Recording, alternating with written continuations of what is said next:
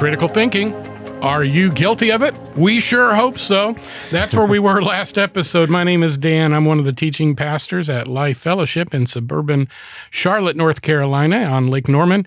And I am with today Josh Brahm, who is our executive producer of Life Talks. But also Josh is an expert at the Equal Rights Institute. In fact, he actually is the founder and president of it. And part of his day job, his real job, his full-time job, is engaging people in conversation about important matters, particularly related to the subject of life. Thanks, Josh, for what you do here at Life Talks and for helping sharpen my iron many, many times. Last episode, we've been talking about some of the signs that we're not engaged in critical thinking. Where we left off last time was kind of this idea where we get engaged in groupthink, confirmation bias, this idea that any new ideas, new information are a threat not worthy of consideration. But what are some other areas of critical thinking that may be indicative of someone who's not engaging in it? So I think everyone should learn their logical fallacies. I think this is really important, and there's a lot of really good resources online for this. There's a deck of cards you can get and use as a dinner game with your kids while you're watching the news or whatever. But I'll tell you, there's one of the most popular articles I've ever written. I did a series on logical fallacies, and the first was kind of explaining about it's important for you to know what they are. Spend some time studying, learn the logical fallacies because we make them all the time, and it's it's important for us to. You're only going to know not to do it if you know what it is. But if you want to go to the advanced level, for the people who are I already know how to do that, Josh, I already know all of them, here's the hard thing to do that I have been guilty of not doing a lot of times, which is explain to someone, help them to see that they are committing a logical fallacy without naming the fallacy. Because that comes across so obnoxious, philosopher and nerdy logic guy, and I've been guilty. I actually in a Facebook debate one time, or someone on our Facebook page, I actually in a bad moment told someone literally that they were committing the post hoc ergo propter hoc fallacy. And I feel so stupid now because here's the thing. Yeah, but at the moment you felt really smart, didn't you? I did. Of course I did. At the time. And I probably was trying to virtue signal a little bit that I'm a smart guy. Take me more seriously. But that's obnoxious because if you're using Latin, then you're either an ancient Roman or you're obnoxious. Come on. And maybe both. And what I could have done is what I could have said instead is, it seems like you're saying that because this thing happened after that other thing, that's always going to happen, or that those things are connected. I didn't have to use Latin to explain that or drop a link to the logical fallacy definition. And I've done that too. What is so much more persuasive and helpful to people and won't put them on the defensive is just don't use all the big words. Yeah. Put it all in. Another Latin term that is part of that whole argument is ad hominem. And there are times, again, I'm just as guilty. I'm probably far more guilty of this than you are, where I like to pull out the few Latin words I do know. And maybe in my head, I probably commit them a lot. Yeah. But when someone goes personal on you, and they start questioning your character, your intellect, and so forth, calling you names, that's an ad hominem. I don't even know what it means in Latin. Against the man. Against the man, yeah. And so when someone does that, when I'm not thinking, I say, well, that's an ad hominem attack. You can get real with me. But I might say, hey, you know what? I think this conversation is kind of taking a personal turn. I like that. Yeah. So can we step back just a little bit and remember this? You're a good guy. You're really smart. Otherwise, I probably wouldn't be having a conversation with you. Yeah. Right. And I hope you know my heart on this is I'm trying to learn, and you're going to help me learn. Yes. So let's try to convert. And when you have that, you again. The thing that has destroyed our ability to have these good, meaningful conversations has been social media, because we all become these little keyboard warriors. I used to have so much fun. I'm not going to lie. I know. Just absolutely going on these anonymous post boards or bulletin boards and just cleaning clocks because I don't know. I love to twist phrases, and it's ungodly. I got to tell you, it's ungodly. It feeds pride. It doesn't represent the Spirit of Christ.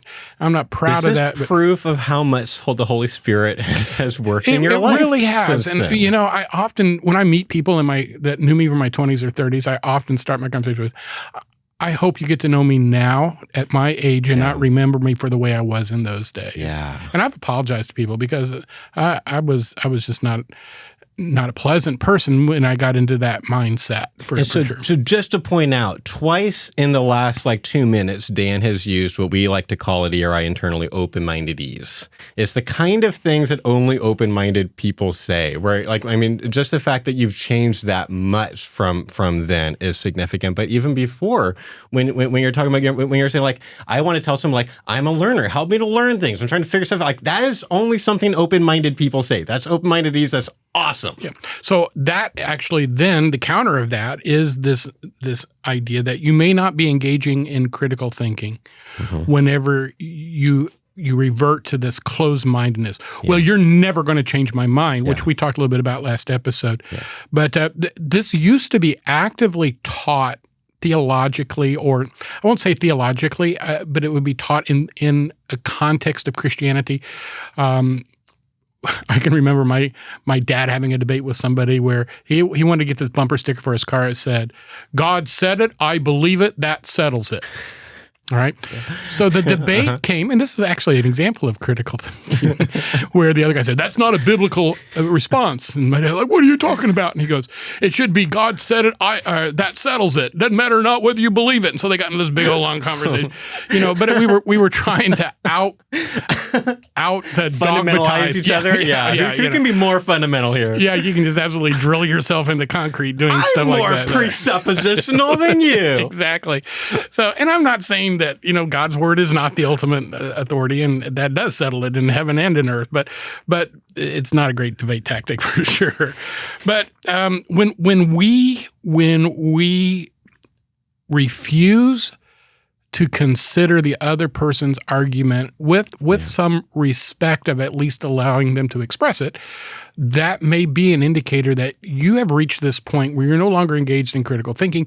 Therefore, your conversation it could become corrupted, but at the very least, it's unproductive. Yeah, it's at least a red flag. There are occasions where I think this is okay. So there are times in my life when I'm, as far as trying to have good balance of my mental health and stuff, there are going to be times that I spend less time reading attack articles from the other side about my side or whatever. I think there are times where that's okay, but generally speaking, I feel if you are not at least once or twice a week in actually really reading or listening to people who are smart and on the other side, then you should be asking why. And I think it might have a lot to do with fear. Because I think that, I don't know, it's not new that political leaders are all trying to, move everybody through fear, but maybe it feels like it's even more now than it has been in a while.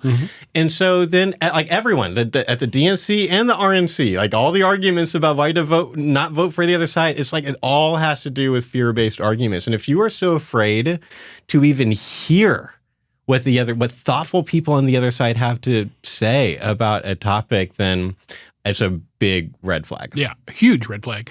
And that's, I'd like to kind of shift us to another category of these indicators that we're not critically thinking in light of that, because I think it's so true.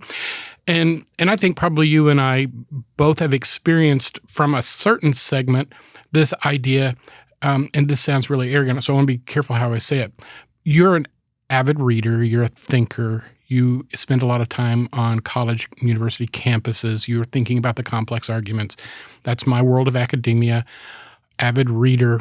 When you read a lot, your vocabulary expands. It's just a consequence. If you go to the gym a lot, your muscles expand. So if you read a lot, your vocabulary expands. And so we tend to fluidly use words that may not be common in other people's lexicon. Yeah.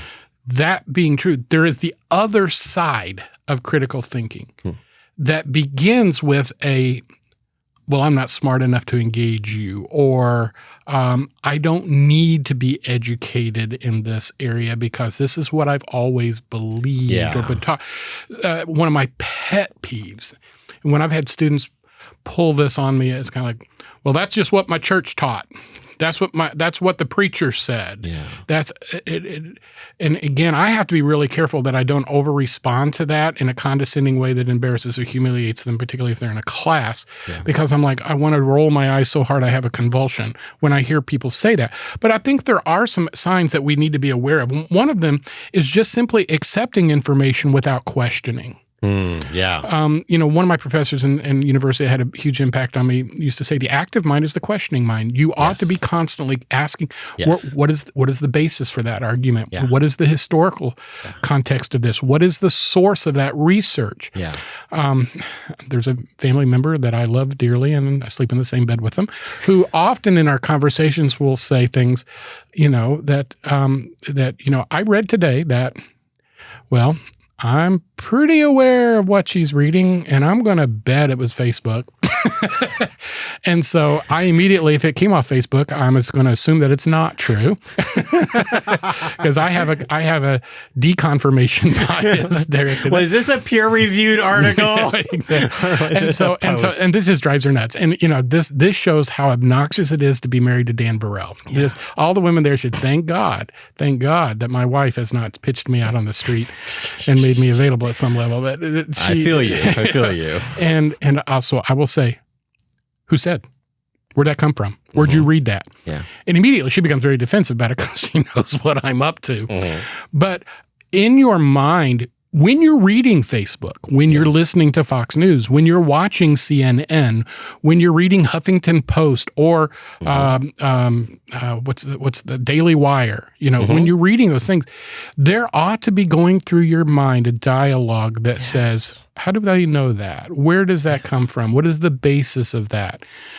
And also be searching for information that would either support or that would undercut that, so that and that's rigorous. Yes. It's exhausting. That's uncomfortable. It is exhausting. So uncomfortable. Yeah, and you can take it to a point where you never believe anything. Yes.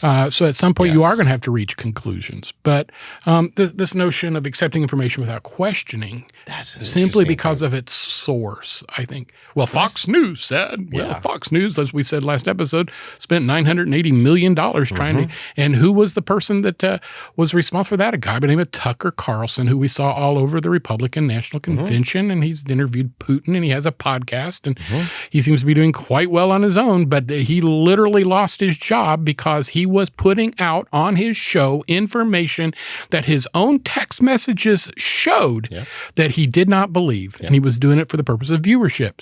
Now, once you find a pseudo-journalist, he was never really a journalist, who is pundit, that's the perfect word for it, who's doing that, it ought to call into question literally everything they've said or done. Yeah, you don't listen to that person again. Like, they're done. This happened for us with what's that really funny HBO weekly shows? The weekly every last week tonight with I'm not familiar with that one at all. Oh shit! I don't subscribe. Okay. With John Oliver. So this is it's like a weekly show. John Oliver is a very liberal commentator, and he's got like a weekly kind of commentator, and it's really funny. Of all the shows, this is like legitimately they make really interesting points, and they have these like kind of long video essay things that they do, and I enjoyed watching it a lot. I'd watch it often because it's like, oh, interesting points. And then he covered a topic that I knew well. He actually covered a colleague of mine. And while he had some legitimate kind of reasonable points, there was also some stuff that was legitimately not true. And I found out behind the scenes that they knew it was not true. The researcher had found out it was not true, and they still did it. Right, and I'm like, man, I really enjoy watching this. But I'm like, I can't go back to it, because it's like, as soon as you're willing, even for the humor or for the political point you're trying to make, if you're willing to lie or deceive at all, you're not a trustworthy source anymore. Exactly.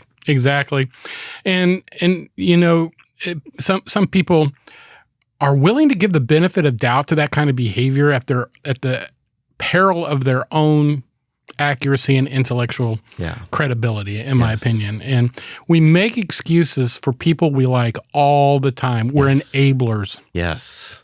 If the pundits of this country, the politicians, and most of the journalists would realize that they are going to be held accountable by an educated audience to the words they say and the promises they make, it would completely change the tenor of the information exchange that occurs on a daily basis on most of our airwaves. But I mean, just to underline that point quickly before you move on, this is not original to me. I wish I remembered who said this, but I'll never forget. Is Christians especially need to be so much more careful about the conspiracy theories that we push, because for us, we're actually breaking the 10 Commandments when we do this. We are bearing false witness against our neighbor when we just repost stuff without fact checking that tears someone down.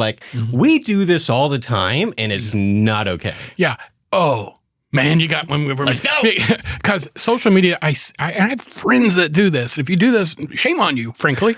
But I don't know for sure this is true, but I'm going to post it just in case it is. Yeah. Oh, my goodness. You dare. Yeah, I don't know for sure my best friend's having an affair, but just in case that is, perhaps we all ought to keep an eye on him. How would that go over? Once you plant that seed, it takes hold. Yeah. Just watch the VeggieTales rumor thing. Even kids are taught this. It doesn't even have to be deeper than that. Yeah. Well, and if you start posting that kind of stuff, to me, nothing you post any further.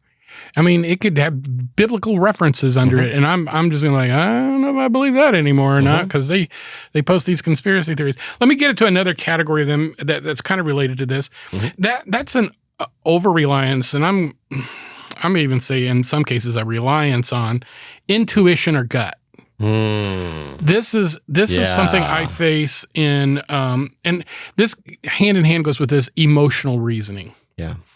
So I get accused of this sometimes, of being almost emotionless in my pursuit of logic. And there is a danger that God created us with a dual system of fact and feeling, heart and head, those things. And all of us, I think if we're honest, and some of it depends on which part of our, which lobe, our right or left lobe fires more frequently or easily. Some of us, left brain, tend to be more logical. Right brain tend to be more creative, emotional.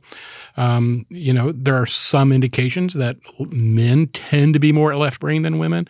There are some indications that, artists are more right brain than mathematicians who tend to be more left brain. I don't understand the mystery of how God created all of that.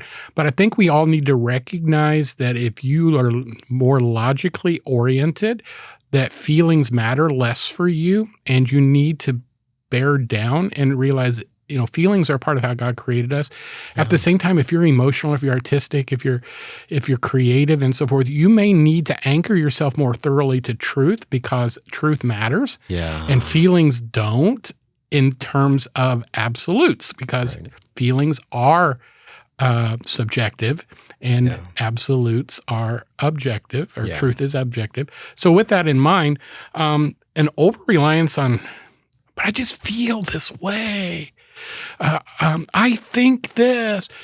So when I was in graduate school, I'm going to use a swear word here as a quote, so if you'll excuse me in advance. I was writing my doctoral dissertation, and I wrote a couple of times, I think, and I think another, I believe, and I perhaps even put an I feel in there, which is one of the reasons why most academic circles, this was a certain section of the paper was okay to use first person, because if you're using third person, you're less likely to use those terms, but I was using first person in this paper. And my professor, who was a little Russian lady from Jacksonville, Florida, who taught for Nova Southeastern University in big red ink, because this is before computers and notations, she go, I don't give a DAMN exclamation point underlined 3 times what you think or feel. And that was a very direct way of correcting that, because in a dissertation the research drives everything, and boy, I went through and removed all the subjective terms. When it relates to truth arguments, we have to anchor our feelings to truth. Yeah. If you have an inclination toward feelings that feel very strong and feel very true to you, I think you have to be really, really careful. Yeah. So a good friend of mine, but he all his life is conservative. He's African American. No, he's not even. He's African Bahamian. He's not even an American citizen. But he told me one time, and I just love this guy. He's a great guy. He goes, man, if I'd been an American, I'd been pro Obama. I was just so excited to have a person that looks like me become the president of the United States. And he said, I was just so shocked that he wasn't protecting life and that he was doing this and he was doing that. And he kind of, I said, I just felt like he was going to be the right guy because he looked like me. And I didn't, I love this guy and I don't need to talk to politics by somebody who's not even an American citizen. But to me, that's indicative. And we see some of that today.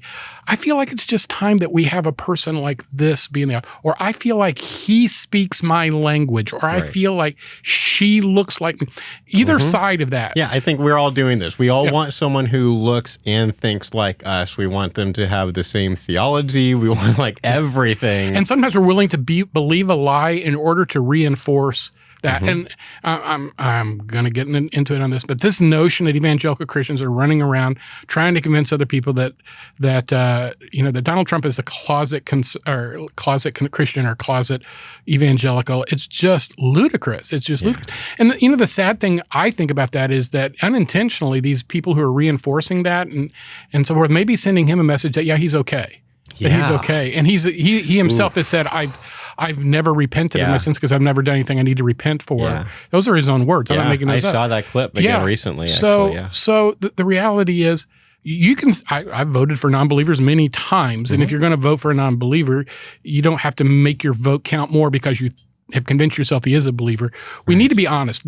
Move away from the feelings and at least be honest. Yeah. I'm setting aside my values on this, and this, so I can support this person because I see them as a matter of the lesser of two evils. Now, I strongly disagree with that argument, but at least you're honest about it. Yeah. So here's like the slight nuance that I'll try to add to that because I basically agree. But is that, and this is where it gets really tricky, is that there is some value to intuition. That in the end of the day, like when we do philosophy, we are using thought experiments with people and trying to get them to think about what's in the end between these two ideas, which one makes the most sense. And in the end, after you get through enough arguments, in the end it kind of becomes a war of intuitions. And it's like what in the end makes the most sense of the world around us, given all of these intuitions. And so it's like there's value for intuition. It's like I want people to be in touch. Like if your conscience is being violated by something, like of course you should be paying attention to that. But usually I think people are paying way more attention to the emotions than the logic. And so this is where I think Jonathan Haidt talks about the example that I kind of resonate with. That's like everyone with their thoughts and feelings is kind of like someone riding an elephant, and it's like you think that you're controlling the elephant, and the elephant is the feelings, and it's like, and you're the logic, and you're like, oh, I'm so logical, and it's like you have no idea. As soon as that elephant is not with you, kind of can point you, if nothing else, by having you stop listening to the other side or whatever. And so we got to be careful how to balance both. I agree fully, and that leads me to the last thing. And I know we're over time, so when we keep it really short, but this idea everything must be logical or everything must be emotional driven is black and white thinking. Yeah. And a lot of times we'll talk about I prefer to use binary thinking. There are more than two options. Yes. Not everything is black and white. There's a huge spectrum of gray. Yep. Not everything is neatly packaged. God knows I don't. Yeah.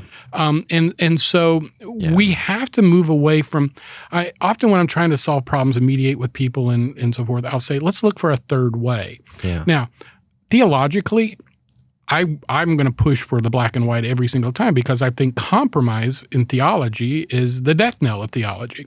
But politically, relationally, we're all going to compromise every day.